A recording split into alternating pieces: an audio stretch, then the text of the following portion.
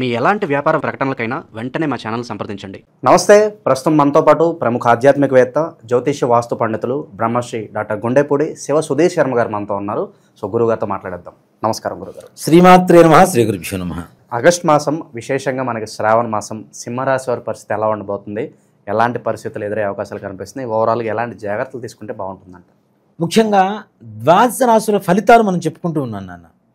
ఈ ద్వాదశ రాశుల ఫలితాలు రాశి ప్రకారం ప్రతి ఒక్కరి జాతకం ఇలానే ఉంటుంది అని చెప్పడం అనేటువంటిది ఎక్కడా కూడా జ్యోతిషాస్త్రంలో లేదు.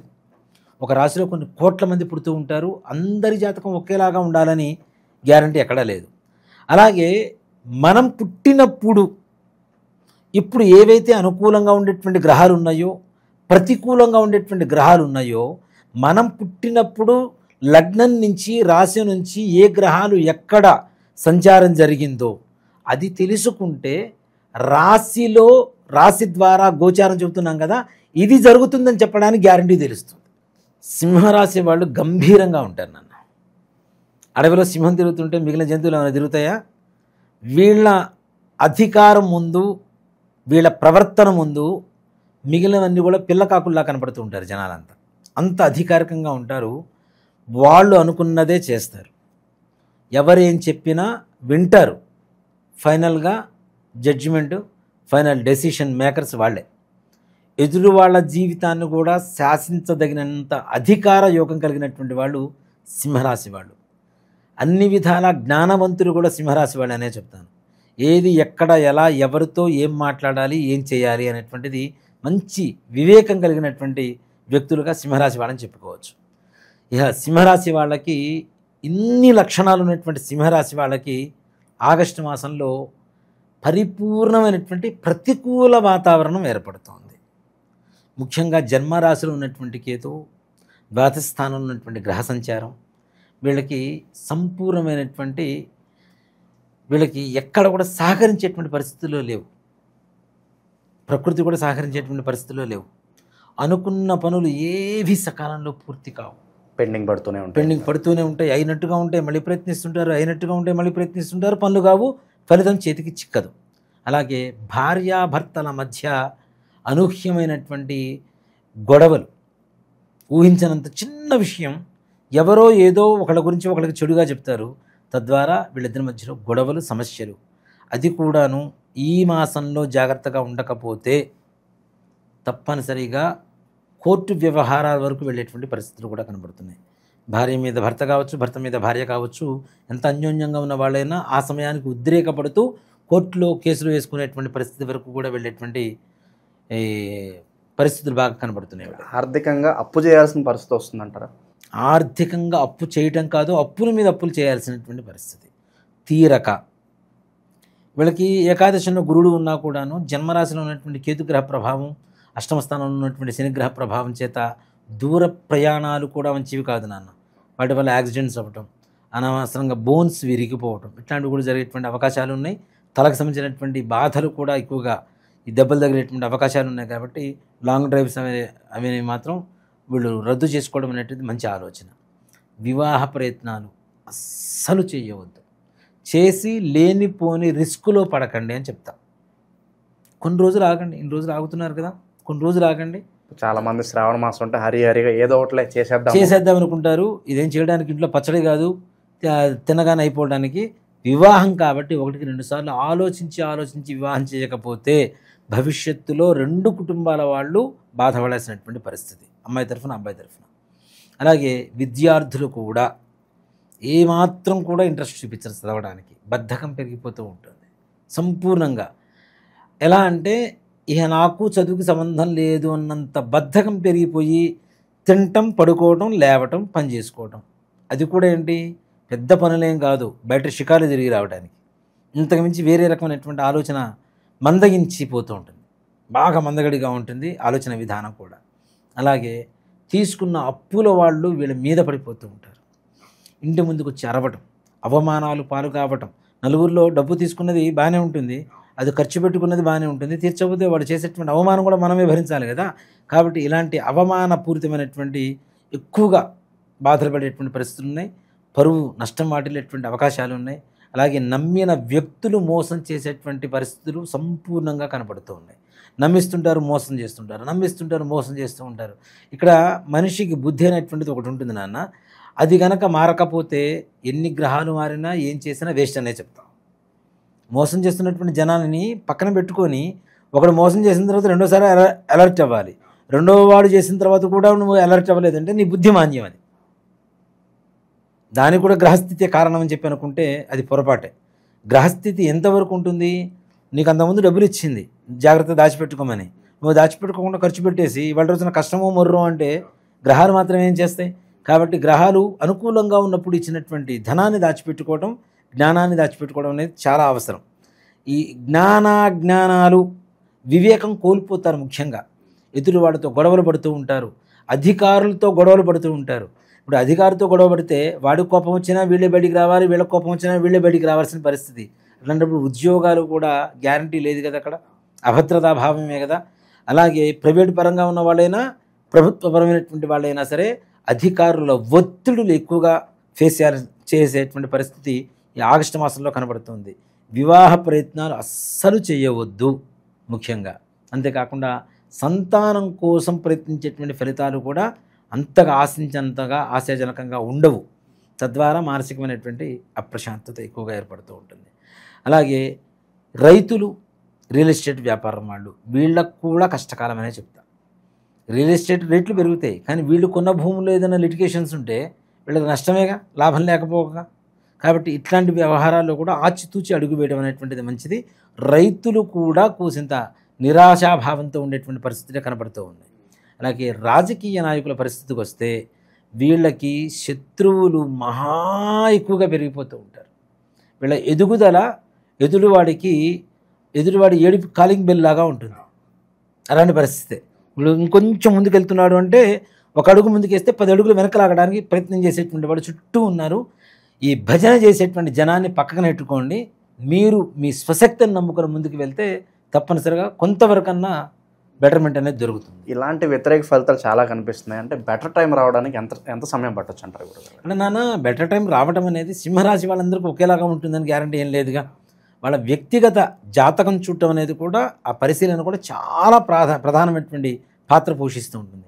ఎప్పుడైతే వ్యక్తిగత జీవితంలో జాతకంలో మనకి గ్రహస్థితులు ప్రతికూలంగా ఉన్నాయో అవి కూడా ప్రతికూలంగా ఉంటే, ఇక్కడ గోచారంలో ప్రతికూలత, గ్రహస్థితిలో ప్రతికూలత ఉన్నప్పుడు ఆటోమేటిక్గా దెబ్బతినాలి. అతనికి ఏమైనా మంచి యోగాలు ఉంటే ఇవన్నీ వర్తించు తప్పనిసరిగా. అది ఎప్పుడు తెలుస్తుంది మనకి? మన పర్సనల్ జాతకం మనం చూపించుకుంటే తెలుస్తుంది. కాబట్టి జాతక పరిశీలన తప్పనిసరిగా ఉండవలసినటువంటి పరిస్థితి. అలాంటిది సింహరాశి వాళ్ళు కొత్త పనులు ఏం చేయకండి, కొత్త వ్యాపారాలు చేయకండి, కొత్త ఉద్యోగాల కోసం ప్రయత్నం చేయకండి, వివాహ సంబంధాల కోసం ప్రయత్నం చేయకండి, అలాగే కొత్త పదవుల కోసం ప్రయత్నాలు చేయకండి. ఉన్న ఉద్యోగాన్ని, ఉన్న పదవుల్ని, ఉన్న మానసిక స్థితిని కాపాడుకోవడానికి ప్రయత్నం చేయండి.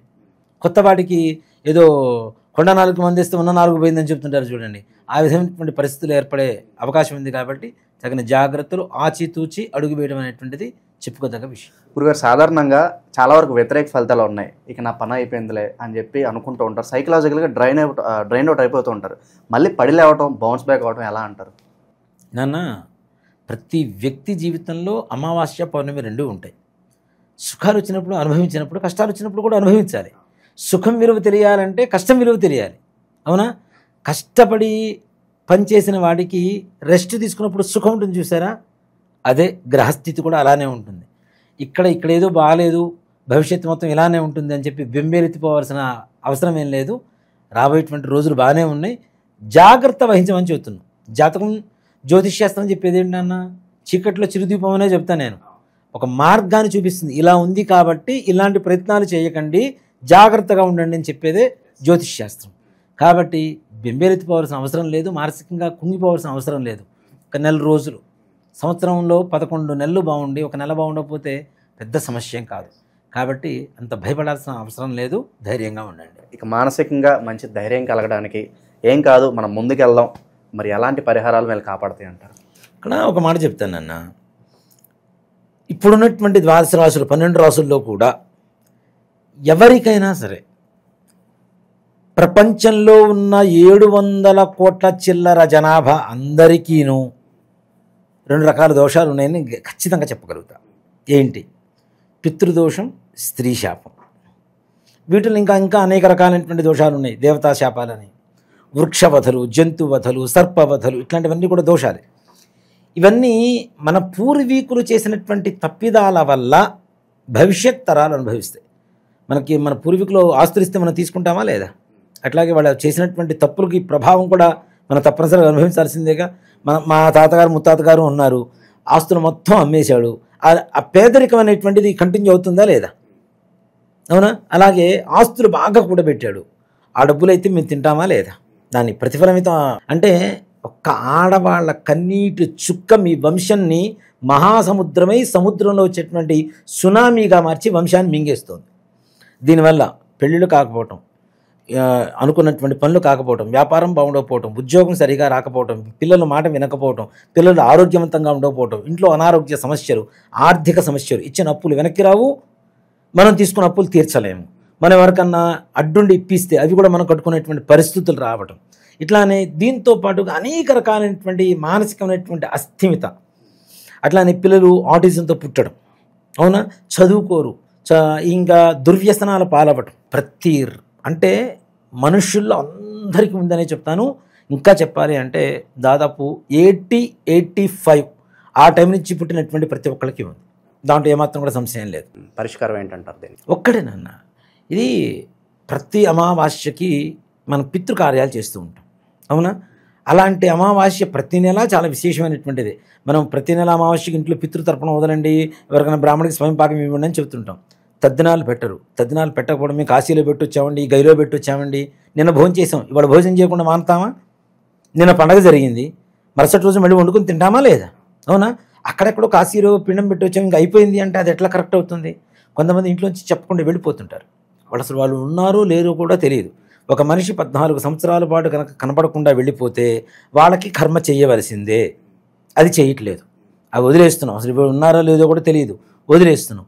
ఇలాంటివి తద్దినాలు పెట్టకపోవటం, కర్మలు సరిగా చేయకపోవటం, శ్రాద్ధం శ్రద్ధతో పెట్టకపోవటం, తల్లిదండ్రులు ఇచ్చినటువంటి జన్మ, వాళ్ళు ఇచ్చినటువంటి విద్య, వాళ్ళు ఇచ్చినటువంటి శరీరం, రక్తం, మాంసం, దీంతో పాటుగా వాళ్ళు ఇచ్చినటువంటి జ్ఞానంతో మనం బ్రతుకుతున్నాం. ఇన్ని ఇచ్చినటువంటి వాళ్ళ రుణం తీర్చుకోవాల్సిన అవసరం ఎవరికి ఉంది? కొడుకుంటాం, అవునా. ఇలా కొడుకు చేయకపోవటం వల్ల కొడుకులు పుట్టకుండా కేవలం కూతుళ్ళే పుట్టేటువంటి దోషం కూడా ఈ దోషం ద్వారా కనబడుతూ ఉంటుంది. అంటే ఇక వంశం లేదుగా. నెక్స్ట్ ఇంటి పేరు ఎక్కడుంది? ఆడపిల్లలే పుడితే ఇంకో ఇంటికి అమ్మాయిని ఇస్తావు, అమ్మాయి ఇంటి పేరు అబ్బాయి ఇంటి పేరు అవుతుంది, కానీ నీ ఇంటి పేరు లేదు కదా, అయిపోయింది కదా, శాశ్వతంగా నీ వంశం నిర్వంశం అయిపోతుంది. ఇలా అసలు పిల్లలు పుట్టకపోవటం కూడా, అనుకున్న పని ఏ ఒక్కటి పూర్తి కావటం లేదా. సింపుల్గా చెప్పాలంటే ప్రశాంతంగా మీ జీవితంలో లేరా అంటే మీ వంశంలో, మీ పూర్వీకుల్లో ఆడవాళ్ళు మగవాళ్ళు 60 ఏళ్ల లోపల heart problem, kidney problem, liver problem, brain stroke, suicide, accidents, cancer, ఇట్లాంటి కారణాలతో చనిపోయారు. మీ పూర్వంలో 2 వేసి పెళ్ళిళ్ళు చేసుకున్నారు, ఇంట్లో భార్య ఉండగా కూడా ఇల్లీగల్ కాంటాక్ట్స్ పెట్టుకొని ఇంట్లో ఉన్న ఆడవాళ్ళని బాధ పెట్టారు.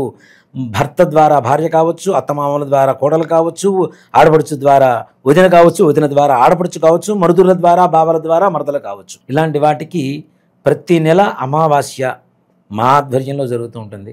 తప్పనిసరిగా గోకర్ణంలో మహాబలేశ్వరుడి చెంత ఈశ్వరుడు ఆత్మలింగం, ప్రపంచంలో ఇంకెక్కడా లేనటువంటి ఒకే ఒక్క చోట ఉన్నటువంటి ఆత్మలింగం గోకర్ణ క్షేత్రంలో మాత్రమే ఉంది. అక్కడ చాలామంది కూడాను ఈ మన సామూహికమైనటువంటి శ్రాద్ధాలు అవి చేస్తుంటారు. దయచేసి మీరు చేయించుకోపోయినా పర్లేదు, సామూహికమైనటువంటి శ్రాద్ధాలు పెట్టవద్దు. దానివల్ల వచ్చేటువంటి మంచి ఫలితం కంటే చెడు ఫలితాలు ఎక్కువగా ఉంటాయి. ఈ వెబ్సైట్లు అవన్నీ కూడా చాలా క్రియేట్ చేసి చాలామంది చేస్తున్నారు, అవి కూడా వాటిలో ప్యాకేజీలు పెడుతున్నారు. అవన్నీ కరెక్ట్ కాదు నాన్న.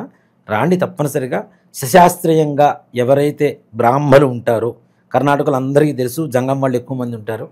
జంగం వాళ్ళు కాదు, బ్రాహ్మలే, జంగం వారే. సో కాబట్టి బ్రాహ్మలు చేసేటువంటి విధానంగా సశాస్త్రీయంగా అక్కడ తప్పనిసరిగా పూజ చేయించుకొని మన దగ్గర నుంచి బస్సులో నుంచి బయలుదేరుతుంటాం. ఇక్కడ నుంచి ప్రతి నెల అమావాస్య ముందు రోజు బయలుదేరుతాం, అమావాస్య రోజు పూజ అక్కడ. అందులో ఈ శ్రావణ బహుళ అమావాస్య మఖా నక్షత్రం కలిసి వచ్చింది. ఈ నక్షత్ర ఈ దోషాలు ఉన్న వాళ్ళ వంశంలో మఖా నక్షత్రంలో పుట్టేవాళ్ళు కూడా కొంతమంది ఉంటారు.